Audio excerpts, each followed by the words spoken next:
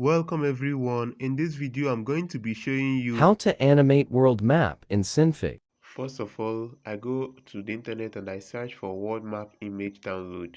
The one I'm using for this tutorial, I downloaded it from wallpaperaccess.com. You can download from there too and look for the ones that have high resolution. High resolution is important so that when your globe is rotating, people can see the individual components of your globe. So when you get to that wallpaperaccess.com, click on the red button to download anyone you like. I'm going to be using this one here.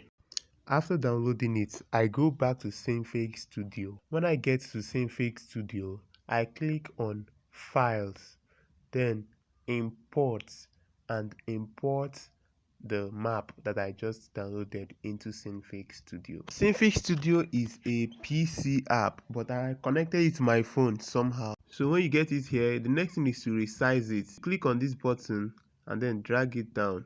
It will make it smaller.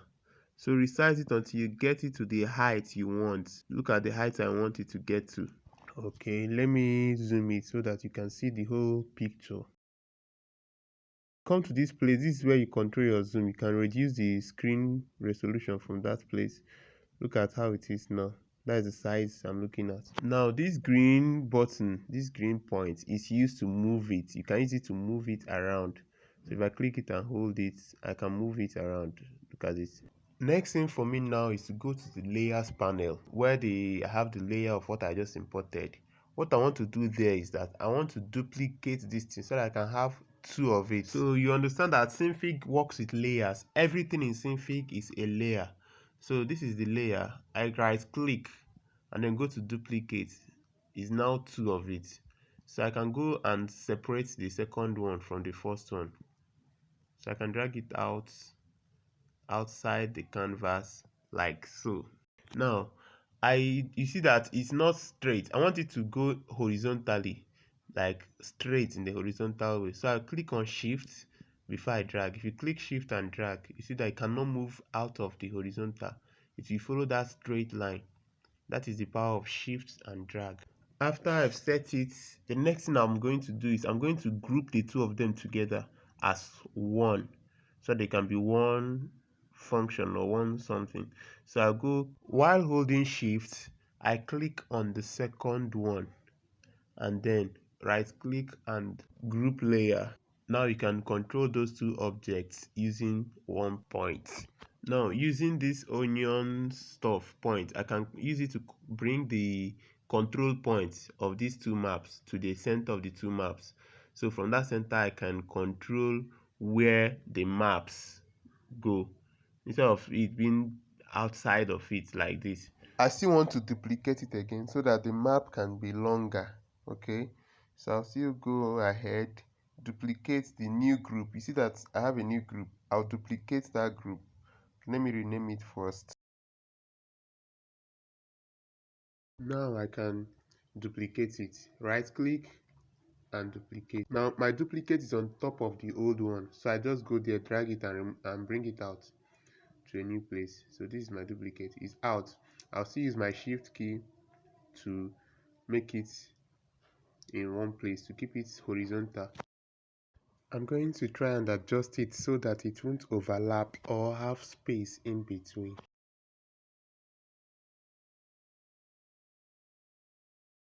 Here I'm using the arrow keys to try and adjust it.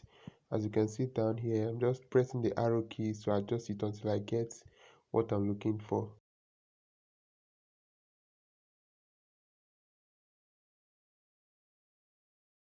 So let me just group it again, group the new ones, and then rename it. Right here I have a very long map. Next thing I'm going to do is to draw a circle. Next, I go to the tools panel, pick a circle tool, then come down and drag it to draw my circle. I want the circle to be the same height with the map. To resize or shape the circle, I'll have to go back to my transform tool and then pick the transform tool, and then I can use the green button to adjust the circle. I want it to be the same height with that map. So the circle is now the same height up and down. I love to rename my work by layers so that I'll know which one is which. So I'll just rename this layer to globe. After I rename it, I will drag it below the map. I don't want it to be on top of the map. Let it be below the map like so. Next, I'm going to change the blend method of the map. The map right now, the blend method is composite, but I want to change it to onto. I'll show you what that does in a second. Oh, before I do that, let me just drag the map to the beginning of the circle so that the map will start where the circle is. So using my shift key, I drag it in a straight line so that it can get to start with the circle. Using the arrow tools, I will just nudge it until I get it just on top of the circle at the edge of that circle. Now let's animate. To animate, look at this green man. That is what you use to animate. Whenever you click it and it turns red, it is ready for animation. Now look at this line. It means that the time is at 30 frames. Look at it. So I just use this button to take it back to 0 frames. I want at 0 frames, I want it to be like this. At this point at 0 frames. Then at 30 it can change. At any other number it can change. So at 0 frames, look at, there's nothing there. So I'll just click on the green button, use the arrow key to move it around, move it front and move it back. So there's a keyframe there now. That means we have added something at that 0 frame. At that 0 frame, something has registered. We go to the 150th frame. That is the last frame for this one because I'm using 5 seconds. At that 150th frames, we move it from this point to the end of the other point like this. Remember to hold your shift to get a complete straight movement. So the thing did not move complete, so I need to get it moving until the circle shows a little. So I'll just use the nudge tool to nudge it to the arrow tool. Yes, so it's exactly where I want it now. And that means from 0 to 150 is just going to move across the screen. Then I now go and set. This is the blend method. It's on composite. I'm going to change it to onto. What it does is that when it's on onto, anything that is outside that circle, any part of this map that is outside the circle will not show. Only the part that is on top of that circle will show. Now let me preview it. Look at the preview.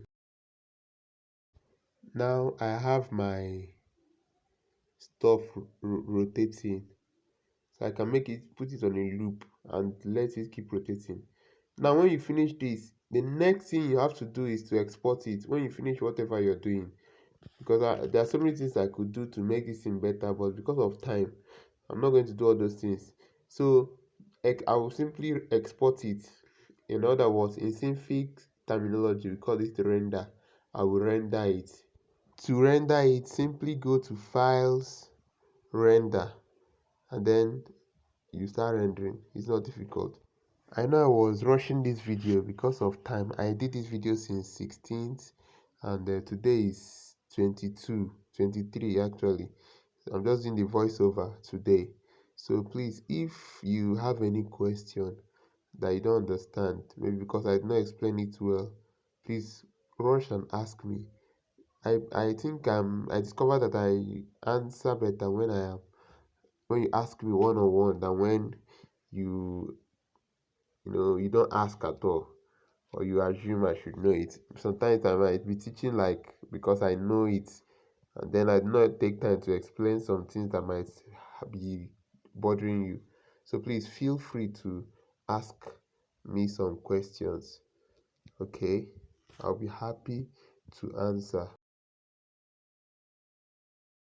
When you render it, it shows this render progress. That is how you know that your file is rendering where you are rendering it. And try and save it as AVI. That's what I usually save it. You either save it as AVI or you save it as PNG. When you save it as PNG, it saves as pictures, sequence of pictures. So that 30 frames, you see 30 pictures, and each one is a movement from one place to the other. That is PNG. But when you save it as AVI, it converts it to video directly for you. Thanks for watching. I know that this video is not the quality that I've been dropping before, but please manage me like that.